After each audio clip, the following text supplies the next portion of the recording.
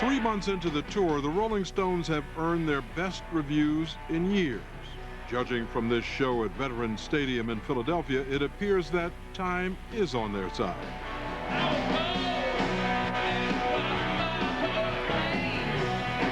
Ronnie Wood is 55, Keith Richards is 58, Charlie Watts 61, and Mick Jagger is 59.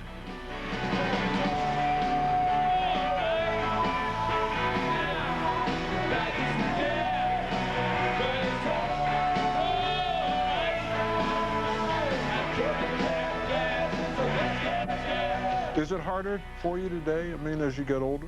I was like ready for it to be hard. You know, you got to like say, oh, well, I'm ready. If it's hard, I'll just do less, or I'll train harder, or. But I haven't really found it that hard.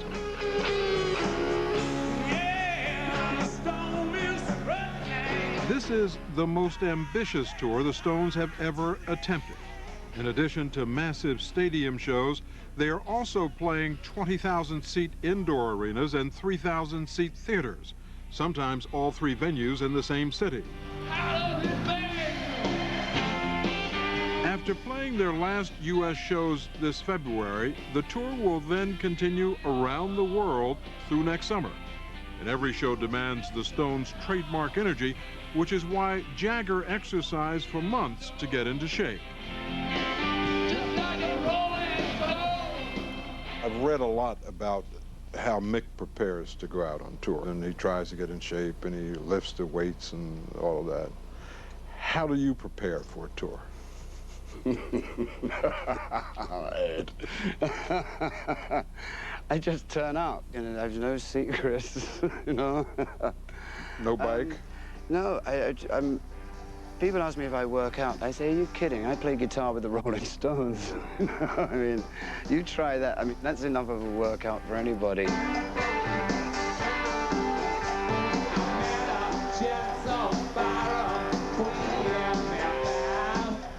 You told me 8 years ago, at some point, you said... Thanks.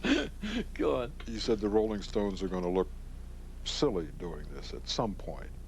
Obviously, you haven't reached that point. Maybe we have, I don't know. I can't tell. We have a meeting and you feel you're a sissy if you say no. What's wrong? We can do it.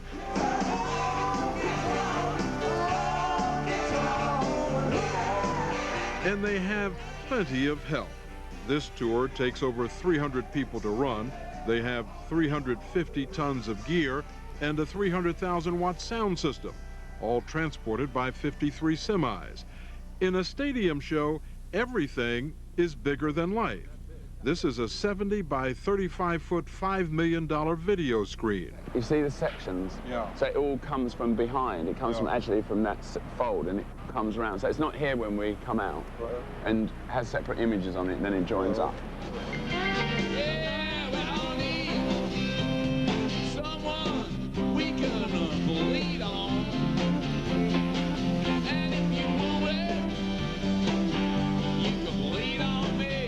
Rehearsals and sound checks for every show are critical because each show features a different set of songs.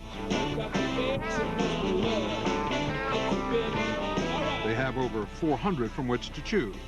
But look, how many songs did you rehearse for this tour? 140.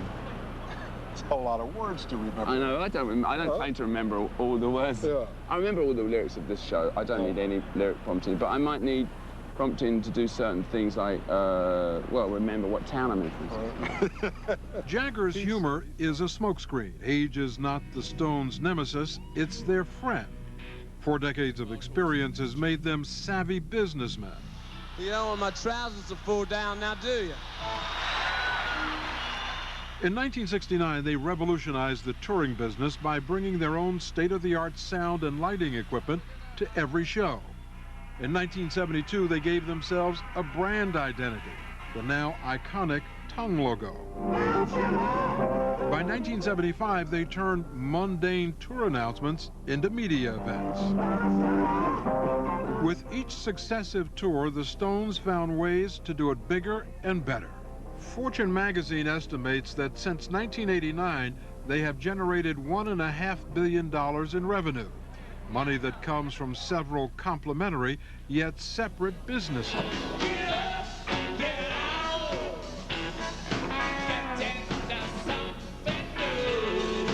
This time, for their 40th anniversary as a band, they've released a 2-CD set of their greatest hits called 40 Licks.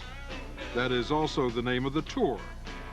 The CD promotes the tour sells CDs, and each concert makes for a brisk merchandising business. T-shirts, concerts, and CDs feeding each other means Stone synergy in full flower.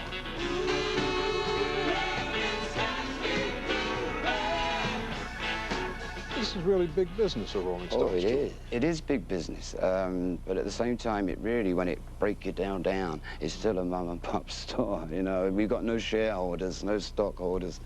And basically, when it comes down to it, it's Mick and me, you know, and we are still fighting about who's mum and who's pop.